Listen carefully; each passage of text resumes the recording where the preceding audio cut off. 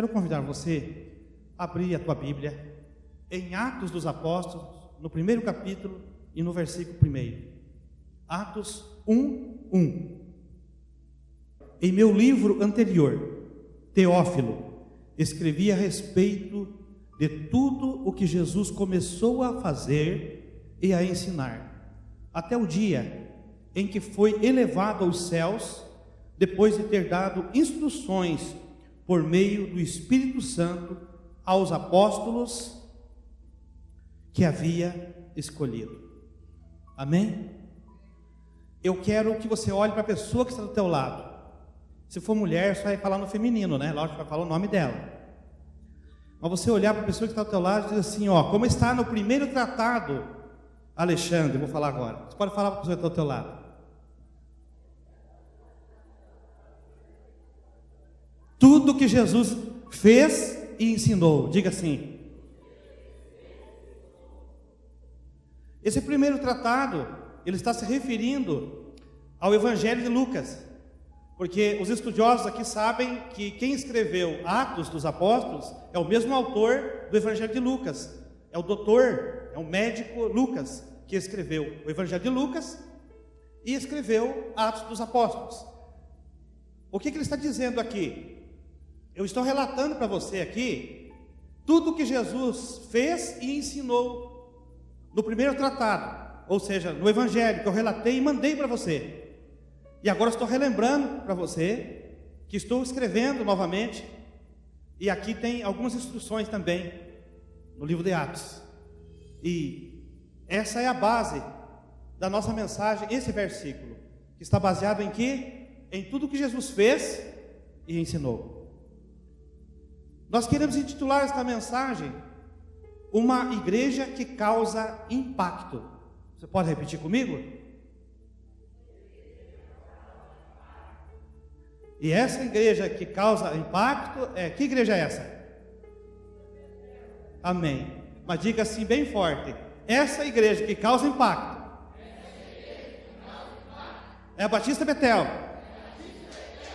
Mas é eu que faço parte dessa igreja. Porque eu sou a igreja de Cristo.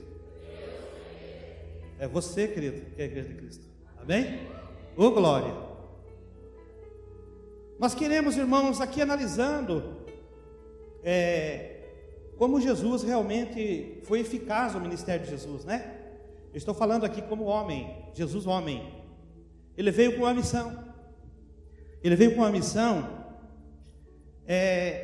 de estar resgatando o perdido, entregando a sua própria vida como sacrifício em nosso lugar. E o que tem acontecido com o passar dos tempos? A igreja foi esquecendo o método que Jesus usou, a forma que Jesus fez. A igreja foi se acomodando e se afastou, irmãos, porque a igreja primitiva tinha uma efetividade, ela tinha uma forma de trabalhar, que é a igreja de Atos. Você pode olhar, você vai ver que é exatamente o que eu estou dizendo. Eles eram efetivos. A igreja era uma igreja de discipulado, que cuidava das pessoas. Inclusive naquela época não tinha previdência social, como tem hoje o INSS, né, previdência social, que cuida das viúvas. Tem viúva que tem um bom salário e até ajuda a igreja, né? E até ajuda pessoas. Mas naquele tempo as viúvas não tinham recurso. E a igreja cuidava dos órfãos e das viúvas, repartindo alimento. Tinha um departamento que era cuidado pelos diáconos, que cuidava da alimentação das viúvas, cuidava dos órfãos. A igreja também se preocupava com essa área na vida das pessoas, né? Só que, logicamente, que nos dias de hoje nós temos, né, como eu já disse, a previdência social. Mas nem por isso vamos deixar também de lado de não trabalhar nesse aspecto. Mas, logicamente, que o aspecto principal é anunciar o Evangelho e também discipular as pessoas. Nós precisamos realmente fazer isso. E o que a igreja começou a fazer logo na sequência? A igreja parou de imitar a Cristo, baseado no que Ele fez, e só ficou no que Ele falou, no que Ele ensinou. Porque existe uma diferença, irmãos. Você ensinar fazendo, do que só falar para as pessoas façam. Por isso que quando ele escreveu aqui para Teófilo, ele disse: como foi no primeiro tratado, que eu relatei, tudo que Jesus fez e ensinou. E eu quero que você memorize muito bem essas duas palavras, fez e ensinou. Por quê? Porque é o nosso dia a dia. A rotina da Igreja Batista Betel é assim: fazer e ensinar. Você pode repetir comigo? Fazer. Nós estamos, parece aqui uma classe na escola, né, que os alunos repetem, que o pastor fala, né? Mas isso é bom para memorizar. Amém, gente? Mas duas coisas nós precisamos ter bem definido. Eu quero começar falando essas duas coisas, porque a minha mensagem não é longa hoje, nós temos a ceia ainda. Mas essas duas coisas, elas precisam ser bem definidas. Esses dois princípios, essas duas verdades, como você quiser chamar. Primeiro, a Bíblia fala sobre algo tremendo que está muitas vezes na boca das pessoas, principalmente daqueles que gostam de ficar em zona de conforto. Igrejas religiosas que são fadadas apenas ao prédio da igreja. A igreja para eles é só o prédio. Saiu, botou o pé para fora, não é igreja mais. Entendeu? O que acontece? Jesus, ele veio para fazer uma grande obra como ele fez. Mas existem dois aspectos da obra que Cristo realizou aqui na terra. A primeira, a obra consumada. Qual seria a obra consumada? A obra consumada é aquela que só Ele fez. Ele fez. Ele resolveu o problema. Vamos ver lá, Colossenses, capítulo 2, versículo 14.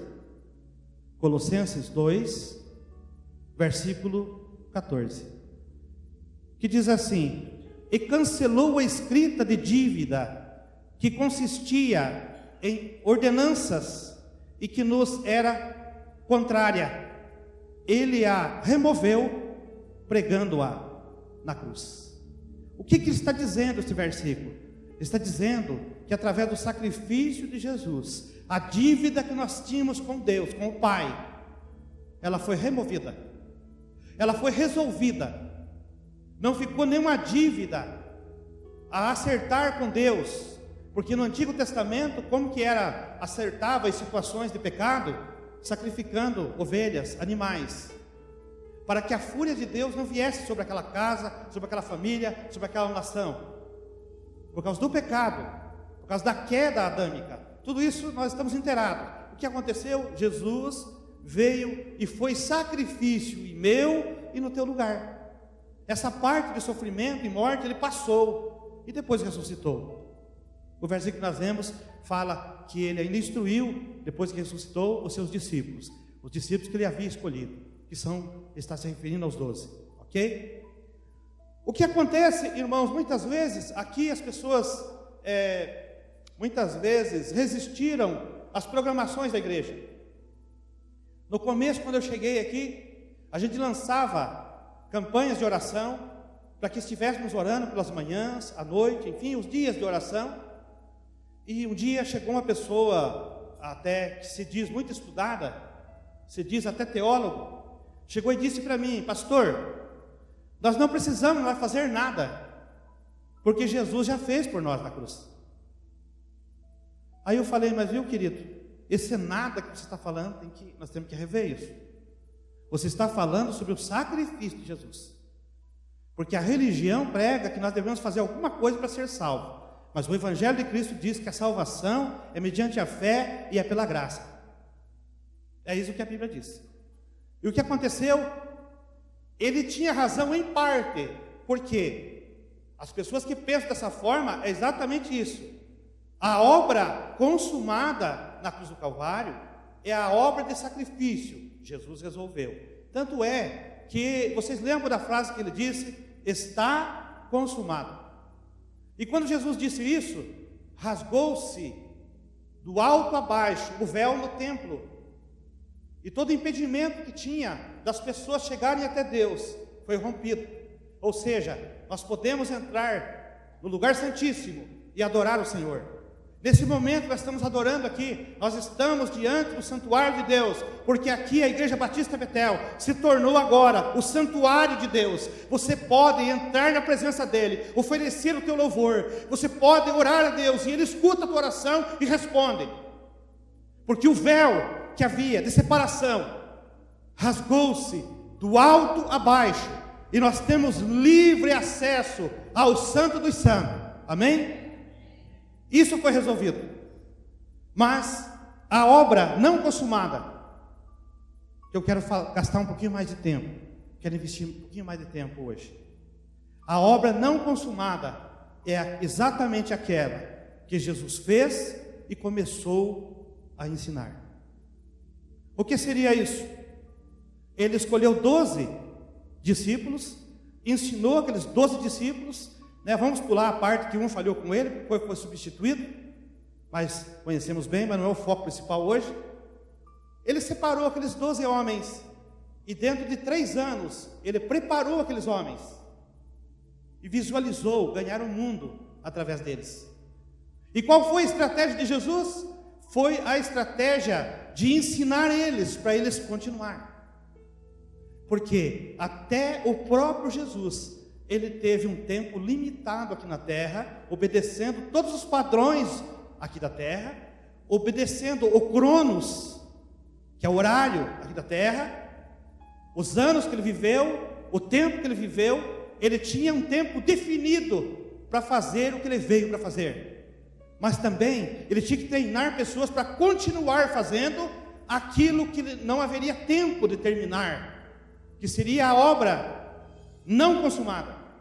E essa obra não consumada é a obra que ele deixou para que eu e você dessemos continuação. É sobre exatamente isso que eu quero falar. E Jesus, para fazer isso, o que ele fez?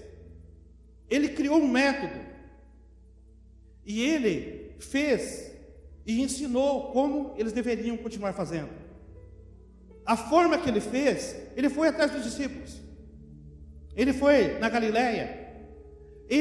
Você acha que ele só escolheu gente boa para fazer parte do grupo dele? Não, ele escolheu as pessoas mais simples e talvez os mais complicados que tinham da região da Galileia. Tem até uma frase na Bíblia, que eu não lembro onde está agora, mas diz assim: pode alguma coisa boa vir da Galileia? Vocês lembram disso? Isso mostra que as pessoas que viviam na região da Galileia eram pessoas que ninguém queria nem contato com eles. Eram pessoas que eram excluídas da sociedade, não eram gente boa. Foi exatamente essas pessoas que o Senhor escolheu, um a um trouxe e fez deles seus discípulos. Os discípulos nós chamamos discípulos originais, que se tornaram apóstolos depois. Essa obra que Jesus fez e começou a ensinar é o que Ele quer que a igreja continue fazendo e ensinando até os dias de hoje. E por isso, queridos, quando Jesus desenvolveu esse método, e ele não colocou lá, por exemplo, o grupo celular de Jesus, a célula de Jesus, você não vai encontrar na Bíblia.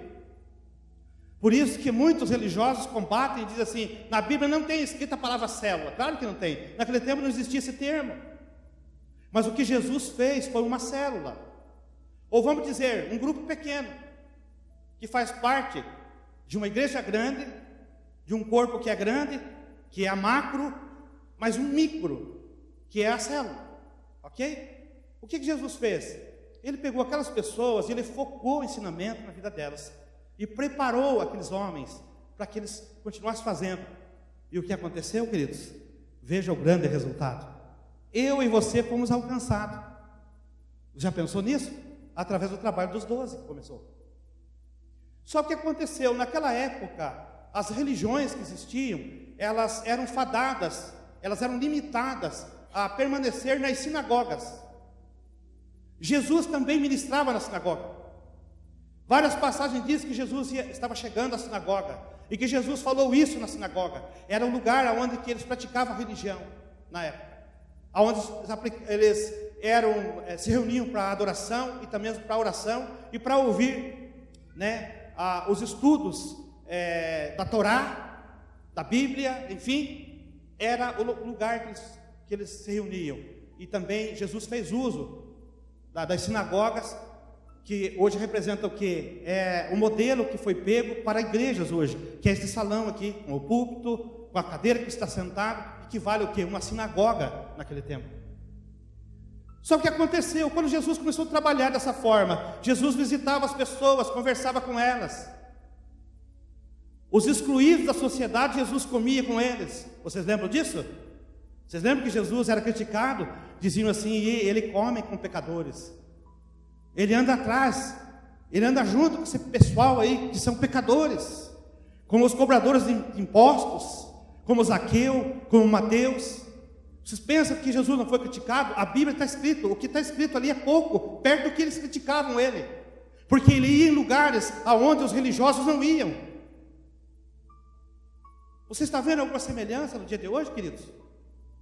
Sabe por que eu falo isso com propriedade? Por experiência própria. Eu não estou aqui para criticar nenhuma igreja, nenhuma denominação.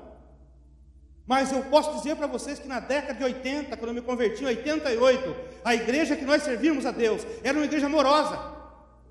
Batista Betel, de Telêmaco Borba, uma igreja amorosa, mas não tinha a visão discipulada. Era uma igreja que não fazia o que Jesus fez e ensinou. E até, irmãos, 2009, 2010, o campo missionário, que era o então campo missionário de Ivaiporã, nós também não trabalhávamos dessa forma, nós não ministrávamos dessa forma, porque nós não entendíamos. Nós pegamos o modelo da igreja tradicional, fechado entre 4 paredes. Aquele que vier entrar na porta mente, com a arapuca armada. Quem conhece a arapuca, irmãos? Hoje eu acho que os mais novos não conhecem, né? A arapuca nós armávamos lá na plantação, para o pássaro entrar lá e a arapuca cair em cima dele. Aí nós pegava ele, preparava naquele tempo, né? E fazia uma panelada. Era assim que nós fazíamos, nós era do mato, viu? Eu comia carne de tatu, tudo que animal que vocês possam pensar, imaginar aí, naquele tempo, mas hoje não pode, né? Não pode, e nem quero também. Imagina que hoje nós temos carne boa aí, outros tipos, né? Amém. Mas tem igrejas, irmãos, que fica aquela portinha aberta, como uma armadilha. Venha. E tem igreja que, irmãos, ficam assim, ó, chegam a suar a camisa, tentando fazer programações, e trazer pregadores renomados, cantores renomados, para trazer a multidão para a igreja. Ah, pastor, você está criticando. Não, a gente pode fazer um trabalho, irmãos. São estratégias que nós vamos fazer agora sábado, para ver o esquadrão de Cristo. É um trabalho diferente. Venha para você ver que trabalho maravilhoso que estão fazendo. Mas não é só a reunião aqui do motoculto que eles chamam. Porque é tipo Batman, assim, né? Quem assistiu o Batman, lembra que tinha a Batcaverna, o Batmóvel. Tudo tem moto na frente. É o motoculto, é a moto oração, é o moto louvor. Eles gostam de chamar assim, então amém. Vamos entrar no embalo, né? Mas queridos, o Fernando achou engraçado, irmão, mas é assim mesmo. Há muito tempo a igreja fez esse tipo de atividade, irmãos. E eu, sondando os textos e lendo, pensei, por isso causou impacto. Por isso que muitas vezes deram de dentro no meu nariz pastores tradicionais e falaram assim: você está louco entrar em visão celular? Você acaba com a igreja.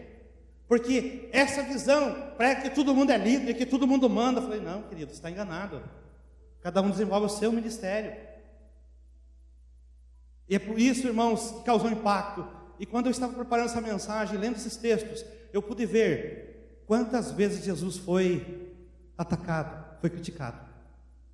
Porque a forma que Jesus fez causou impacto. Causou impacto, porque ele fez diferente das religiões, irmãos.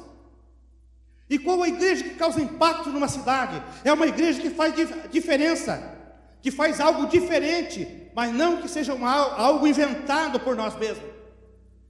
Simplesmente volta a fazer, volta a observar o que Jesus fez e ensinou. Só isso. Alguém quer ter sucesso no ministério? Imite Jesus, no que ele fez e ensinou. E depois imite os apóstolos, os discípulos que foram dando a continuação. Que em Atos dos Apóstolos relata a forma que os discípulos agiam depois que Jesus subiu ao céu, na direção do Espírito Santo. Você quer saber como se deve fazer? Você leia, estude Atos dos Apóstolos, que você vai descobrir tudo isso que eu estou falando para você. Só lembrando de uma coisa, não tinha escrito lá, redes, célula, não tinha. Mas você vai ver os cultos nas casas, as orações das casas, certo? Por que fez a diferença? Porque Jesus trouxe algo eficaz. Você acha que Jesus ia perder tempo, sabendo que tinha 3 anos para desenvolver o ministério aqui? Porque ele começou o ministério com 30 anos, irmãos, e com 33 anos ele foi crucificado na cruz e ressuscitou. E o que ele fez? Dentro de 3 anos, ele fez algo que ficou marcado. Tanto é que existe o antes de Jesus e o depois de Jesus, o Antigo Testamento e o Novo Testamento. Inaugurou-se uma nova era depois de Cristo, que está escrito até nos documentos de cartório, está escrito lá nos anos, né, de Jesus Cristo, Filho de Deus. Antigamente tinha escrito assim, hoje não sei se tem. Gente, por que isso? Porque Jesus impactou.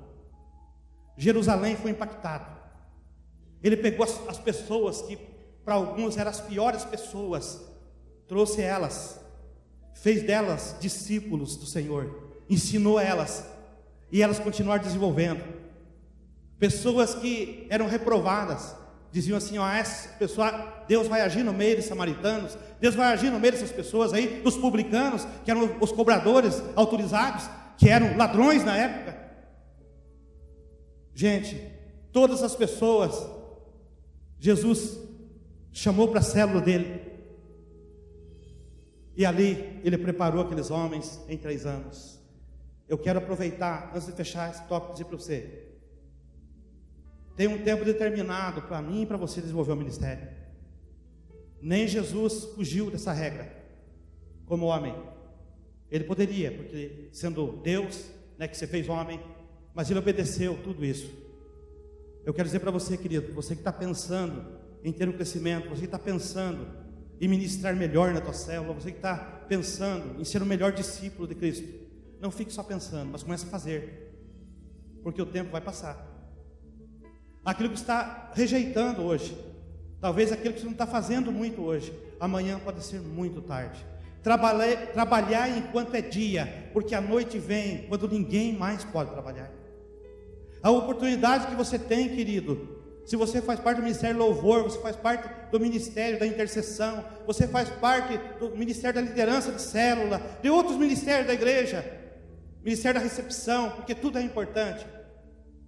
Querido, faça o melhor que você pode fazer com o recurso que você tem. Faça, sabe por quê? Jesus fez isso. Jesus era focado no ministério, Jesus era focado na missão que ele veio para cumprir. Mas quantas vezes, irmãos, nós perdemos o foco? Quantas vezes, irmãos, os embaraços que estão do nosso redor nos amarra, nos distrai. Jesus não se distraiu nem um pouco. Ele tinha bem definido o que ele veio fazer, e ele sabia o tempo que tinha para fazer. Prepare discípulos, treine discípulos. O treinamento que você recebe, passe para frente. Compartilhe aquilo que Deus tem dado para você, querido. Isso não é só para os líderes de célula, não é só para os Timóteo, é para toda a igreja. Você é discípulo. Compartilhe com o vizinho que está morrendo. Compartilhe com o parente que não conhece o Senhor ainda. Compartilhe, querido. Querida, faça a tua parte, porque o tempo está passando. Estamos em contagem regressiva. O tic-tac do relógio não para. E muitas pessoas estão gritando, chorando, quando estão no hospital, dizendo, eu tive a oportunidade de fazer e não fiz. As pessoas no leito de enfermidade estão falando, os médicos. Eu tenho conversado com alguns médicos, médicas, enfermeiros e enfermeiras, tenho feito uma certa pesquisa. Precisa de ver a lamentação das pessoas lá onde está morrendo. Quando eu tive a oportunidade de fazer, eu não fiz. Quando eu tive a oportunidade de abraçar, eu não abracei. Quando eu tive a oportunidade de consertar, não consertei. Quando eu tive a oportunidade de perdoar, não perdoei. O tempo está passando, gente. A decisão é tua, é minha. Há pessoas morrendo e precisa a ação da igreja. E para realmente fazer a grande diferença e causar impacto, nós precisamos realmente observar o que Jesus fez e ensinou. E para isso, nós precisamos ter bem definido esses dois tópicos que eu falei primeiro aqui. O que vai acontecer, queridos? Com certeza, haverá crescimento e multiplicação.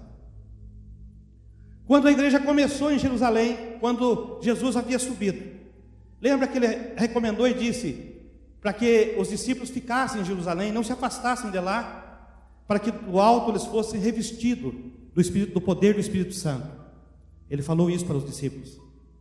E quando eles estavam reunidos em Jerusalém, tinha 120 discípulos, já podemos dizer discípulos, porque eles continuaram fazendo aqueles ensinamentos, né? Eles continuaram efetivos, os 12. E eles reuniram 120, tinha 120 pessoas reunidas em Jerusalém. E a Bíblia relata que tinha mais 500, que eram discípulos pelos quais Jesus apareceu, que o nome deles não está escrito nesse relato, não está escrito, só tem escrito dos primeiros discípulos. Mas ele tinha mais 500 discípulos que nos 40 dias que ele ficou, depois que ele ressuscitou, ele apareceu para esses 500, se revelou a eles, eles viram Jesus ressuscitado. Então nós podemos deduzir aqui e podemos fazer uma conta, uma matemática bem simples, que 120 com 500, nós vamos ter quantos? 620. Esse é o número de pessoas que começou a igreja logo após Jesus haver subido. Ele já havia subido e a igreja começou com esse número que está nos relatos bíblicos. Logo que depois vai tendo crescimento e chega até um ponto que daí não relata mais número nenhum. Mas eu quero chegar nos dias de hoje.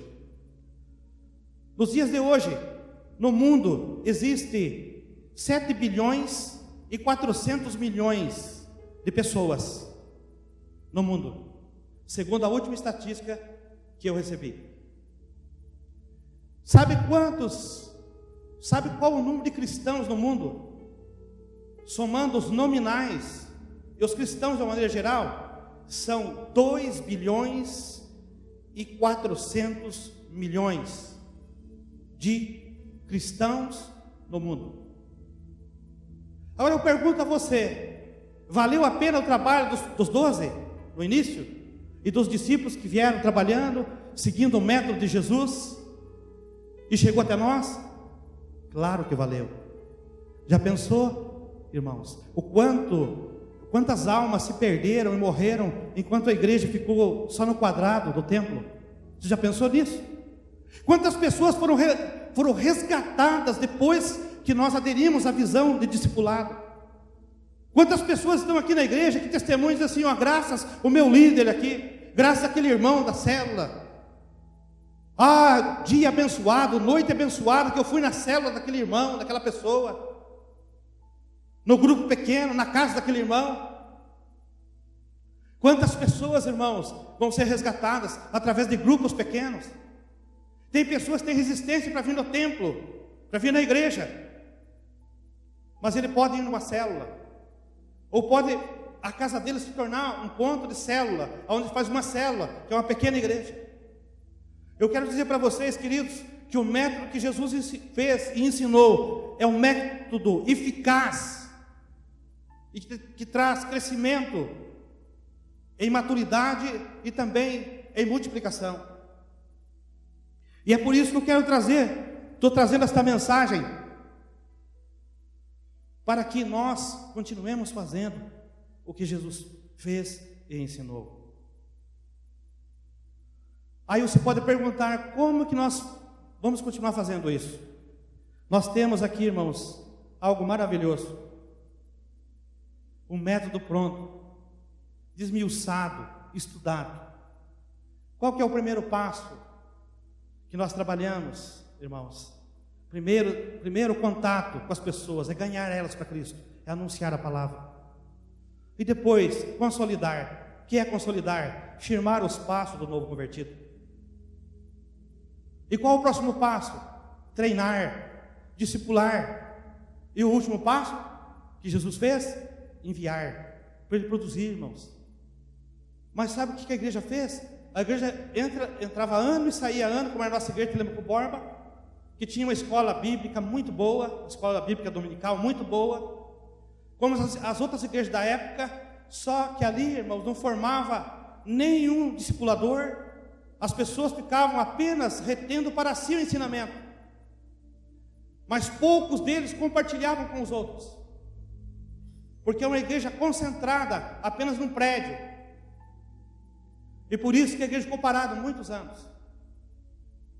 Mas a igreja que o Senhor Jesus quer, e a forma que Ele quer impactar uma cidade, Ele quer impactar as nações, é uma igreja de grupos pequenos, porque ela alcança o maior número de pessoas em pouco tempo e traz uma grande multiplicação.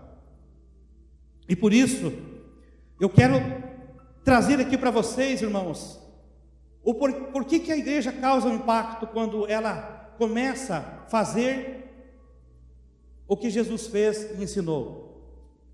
Ela começa a causar impacto na cidade, no bairro.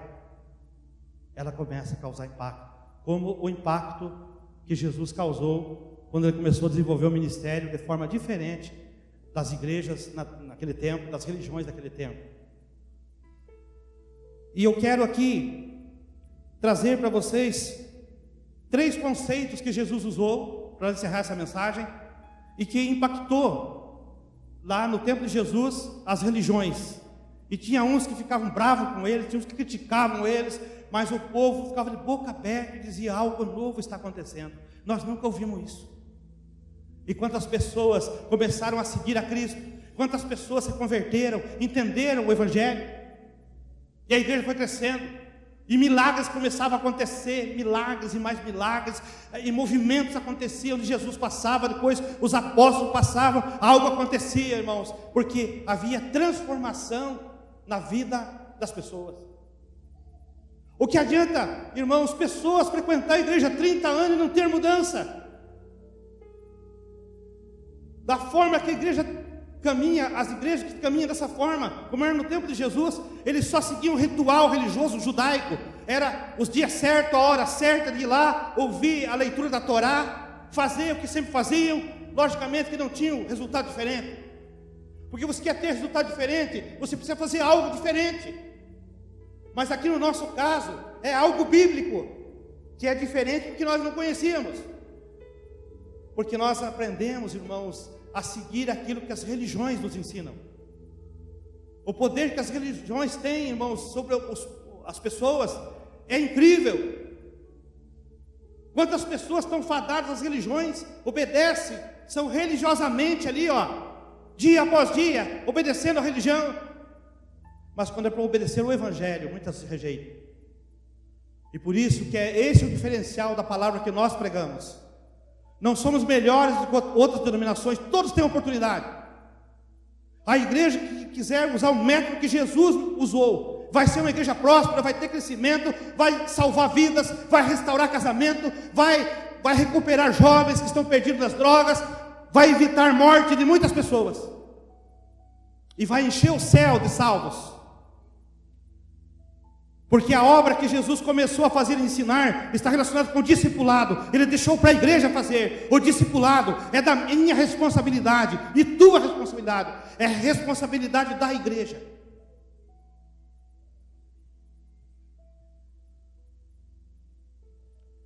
Qual foi aqui? As mudanças que Jesus fez e que a religião criou, deu um impacto na religião. Primeira coisa que ele fez, ele introduziu o novo estilo de ministério, de ministrar para as pessoas. O olhar de Jesus, o coração de Jesus era ganhar a multidão, mas ele se concentrou num pequeno grupo para treinar. É isso que todo discípulo de Jesus deve fazer, ter amor pelas almas, pela cidade de Ivaiporã, um exemplo, mas se concentrar num grupo menor de pessoas para você compartilhar com elas. Você não pode falar a todos de uma vez só, como eu estou falando aqui. Eu não posso fazer e ensinar a todos de uma vez só. Eu estou transmitindo essa mensagem, mas o meu dia a dia vai ensinar alguém. O meu dia a dia tem ensinado alguém. E esse alguém que estou me referindo são as pessoas que o Senhor tem colocado, que são pessoas mais próximas, que eu trabalho com elas, que eu converso com elas, que eu treino elas, que você faz o mesmo. Se você não é um líder, você vai ser. Se você é apenas um discípulo, você já está num cargo maravilhoso, você está num encargo maravilhoso, você está numa missão maravilhosa, porque se você é discípulo de Jesus, você tem algo para ensinar para o teu vizinho, você tem algo para ensinar para o teu parente. Jesus, ele começou criando esse impacto de uma forma diferente, e eles começaram a falar, mas o que aconteceu? Ele vai no meio de pecadores, ele não está agindo igual os rabinos não se misturam, nem cumprimentam quem é pecador. E esse tal de Jesus aí está indo lá onde tem os pobres, onde tem lá os pecadores, os cobradores de impostos, até mesmo ladrões, até mesmo os comilões. Ele está lá com os comilões, porque até isso eles reprovavam naquele tempo, irmãos, porque comer muito é pecado, né? É glutonaria. Mas eles também criticavam, diziam assim, ele também é um comilão, ele gosta de estar com esse tipo de pessoa. E existem grupos de pessoas, de religiões aqui na terra, você conhece algum, que são separados? Quem conhece, que levante a mão. Igreja diz assim, eu não cumprimento fulano, porque ela não é irmão. Separado. Não está o mesmo espírito do tempo de Jesus, irmão? Está o mesmo atuando. Você pode até não gostar do que eu estou dizendo para você que está ouvindo, mas saiba disso, que esse comportamento não é do Senhor Jesus. O comportamento de Jesus é abraçar as pessoas, é ir nas favelas. O comportamento de Jesus não importa o que a pessoa fez, deixou de fazer, mas ele encontra perdão se houver arrependimento. Ele terá uma nova chance se ele se arrepender. Se ele quiser mudar, terá uma nova chance. Esse é o evangelho que Jesus trouxe e que causou impacto na igreja religiosa de Jerusalém. Segundo conceito que Jesus causou impacto, ele mudou o conceito de adoração de um local físico para um estado espiritual. Ou seja, era concentrado só nas sinagogas. Fora das sinagogas, tudo que fizesse não era algo diante de Deus. Irmãos, eu conheço pastores que têm o maior zelo com o templo. Deus me livre, se uma criança arriscar a cadeira da igreja, logicamente nós temos que cuidar do patrimônio da igreja. Mas conheci um pastor que ele não pensava duas vezes em perder famílias inteiras da igreja, perder almas, mas ele queria que mantesse a igreja, não podia fazer nada, não podia estragar nada. Se quebrasse um microfone, queimasse meu Deus, o homem virava não quer aquilo. Um zelo. Uma vez ele não quis fazer um casamento, um pastor falou para mim, falou assim, não, eu levei lá um casal que queria casar na igreja, ele falou assim, não, aqui na igreja não pode, porque o rapaz não é crente, e aqui a igreja é santa, o altar do Senhor é santo, a igreja limitada. Tanto é que esse tipo de pastor, eles ficam cuidando e zelando de templo, de madeira, ou de areia, ou de pedra, de cimento, mas vazio, não cresce. Porque o foco é errado, irmãos. Quando Jesus falou de pessoas, a igreja é pessoas, é eu e você. E por isso que ele demoliu esses conceitos, causou um impacto, e aí ele era criticado. E nós hoje muitas vezes somos criticados, por quê? Porque nós agimos assim também, buscando pessoas. Às vezes estamos, logicamente que, irmãos, tem algum lugar que eu estou dizendo aqui que você deve estar naquele lugar. Você deve perguntar para o Espírito Santo se é bom você estar ali ou não, dependendo do lugar que você está. Eu sempre digo para os irmãos que determinados lugares não é um lugar de servo de Deus estar, a não ser que sejam em ocasiões especiais, respaldado pelo Espírito Santo e com a presença de mais irmãos juntos, para fazer uma obra missionária, para ir resgatar alguém. Logicamente que não é nesse sentido. Mas, irmão, nós somos aqui, Ivaiporã, nós somos um povo micro, porque quantos mil habitantes tem Ivaiporã? 32 mil, né? É isso? Quanto é 1% de Ivaiporã? 320 pessoas, né? Tem os bons de conta aí. Quanto é 0,5%? 180 pessoas. Vocês estão entendendo o que eu estou dizendo? Somos um micro diante do macro. Macro representa o quê? A cidade de Ivaiporã, com 32 mil habitantes, só Ivaiporã.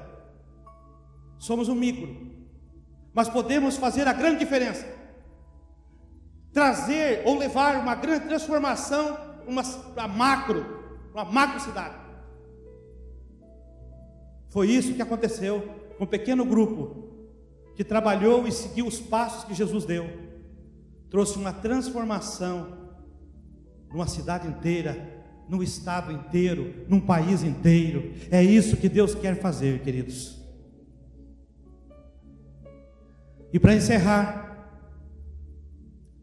qual foi os princípios que ele usou? O terceiro, ele declarou que onde estiver 2 ou 3 reunidos no nome dele, ele ali estaria no nome deles. Mateus 18, 20. O que aconteceu, queridos? Foi descentralizado do templo religioso para os grupos pequenos, para as pessoas, para grupos menores. E aí o que aconteceu? Houve a multiplicação. Eu e você, queridos, fomos chamados para anunciar o Evangelho, para fazer o que Jesus ensinou, não apenas só dizer para as pessoas façam, mas seja você o primeiro a fazer. Que crédito eu vou ter, irmãos, para falar para vocês amar as pessoas, se eu não amar as pessoas? Que crédito eu vou ter, vocês vão dar para mim, Betinha, se eu falar para você perdoar o teu semelhante, se você sabe que eu não perdoo as pessoas? Que crédito eu vou ter para falar para você ser dizimista, se eu não sou dizimista? Que crédito eu vou ter para falar para você ser um adorador, se eu não sou um adorador?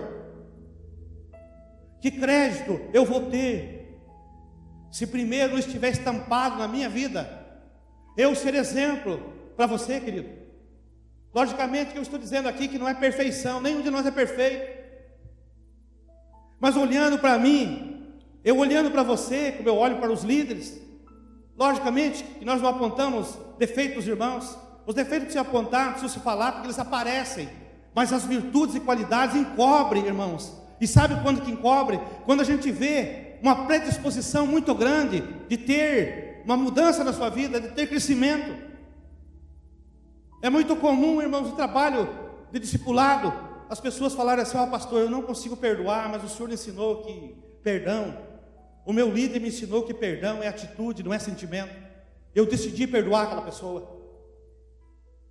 Já pensou, irmãos, o impacto que vai causar nas famílias? Sabe aquela pessoa que não perdoa e bate o pé no chão, não perdoa, eu morro, mas não perdoa. E se um dia ela chega assim: eu te perdoo.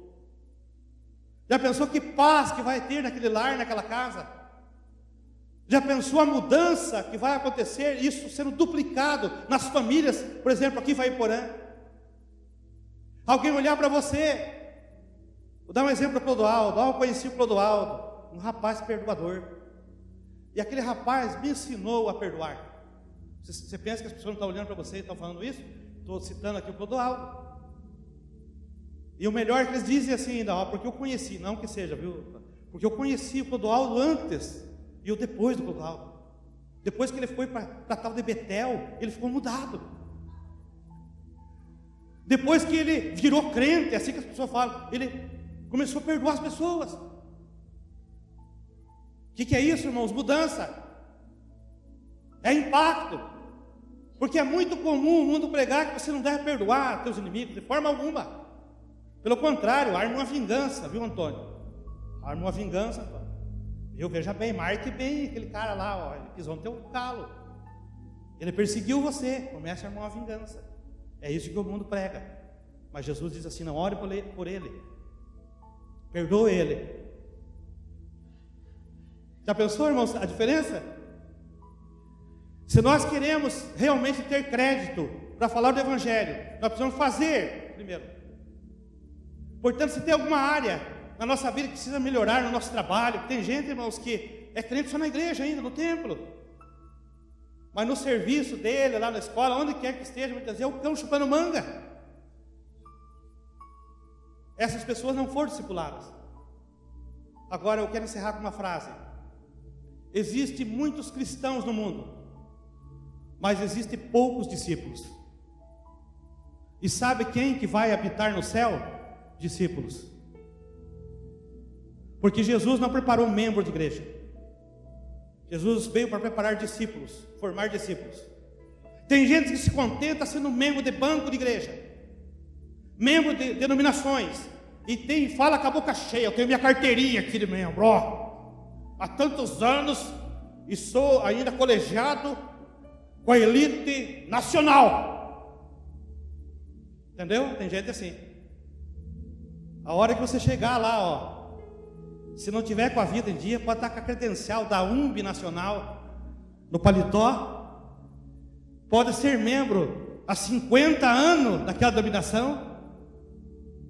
Vai chegar lá e Jesus vai dizer assim: afastai-vos de mim, não vos conheço. Saia daqui, querido, dizendo assim, que ser cristão é fácil. As pessoas dizerem: eu sou cristão evangélico, eu sirvo a Deus na determinada igreja. É fácil falar. Agora, ser discípulo tem que pagar preço. Ser discípulo, irmãos, tem que realmente abrir mão do velho homem, abrir mão das opiniões furadas que nós temos. É o que está relacionado com que Jesus disse, que todo discípulo que queria segui-lo devia negar-se a si mesmo, tomar a sua cruz e segui-lo. Eu creio que nenhum de vocês que estão aqui, homens, mulheres, moços, moças, estão para perder tempo, e nenhum de nós estamos para perder tempo. Nós precisamos anunciar a palavra do Senhor como ela é. Pessoas que não querem ter mudança nas suas vidas, o problema é seu, o problema não é meu, e o problema não é de Jesus, o problema não é do Espírito Santo. Não adianta querer culpar Deus e todo mundo depois lá, não. Cabe a você decidir se você quer mudança para a tua vida ou não. Você lembra de um seriado que tinha no passado na televisão? Você decide o final. Você decide. Olhe para a pessoa que está do teu lado e diz assim: você decide. Ou você é discípulo, ou é um cristão nominal. Vamos nos colocar em pé? Eu quero falar com você que nos acompanha pelas redes sociais também. Se você está nessa situação, as coisas começaram a pegar para o teu lado e você não quer mudança, saiba que você tem a tua escolha a fazer. Saiba que você pode escolher ser apenas cristão. Sou cristão evangélico, vai entrar lá na contagem, vai entrar no números de evangélicos no Brasil. Mas se você quiser ser discípulo, você vai fazer a grande diferença na tua cidade, começando na tua casa, na tua família. Amém? Quantos estão dispostos aqui, irmãos, a ser discípulos de Cristo? Fazer para daí ensinar.